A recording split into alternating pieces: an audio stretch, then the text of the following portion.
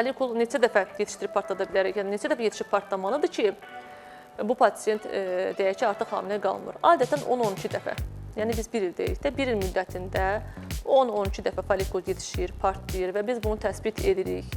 Fərqi yoxdur, ya özü partlayır, ya da biz yetişdirib partladırıqsa və 10-12 dəfədən sonra xəstə hamilə qalmırsa, artıq burada başqa səbəblər araşdırılmalıdır.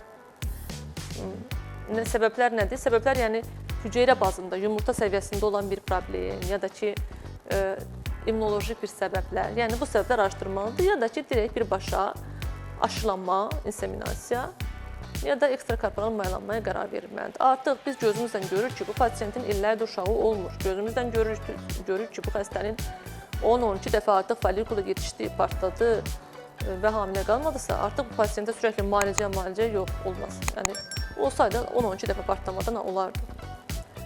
Digər tərəfdən, mütləq burada demədim, borular da açıq olun. Təbii ki, biz hansı pasiyentdən danışırıq? Borular açıq olan pasiyentlər, spermogramması normal olan pasiyentlərdən danışırıq.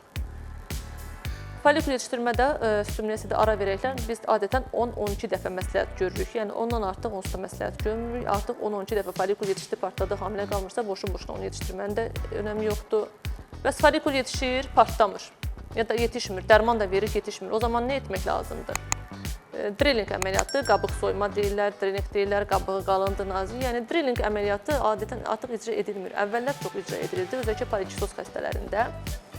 İndi artıq digər müalicə yöntəmləri var, yəni ekstrakorporal mayalanma varsa, drillinglə pasiyentin yumurtalığına artıq zədə vermənin ehtiyac yoxdur.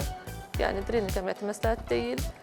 Məcburiyyət varsa, pasiyent artıq razı deyilsə, sadəcə özü normal yolla hamilə qalmaq istəyirsə, başqa yolları qətiyyən qəbul etmirsə, o zaman drilling əməliyyatı denilənə bilər. Amma drilling əməliyyatını da çox incə eləmək lazımdır. Çox çobud olmaz, hər tərəfini yumurtalığını yandırmaq olmaz, deşmək olmaz.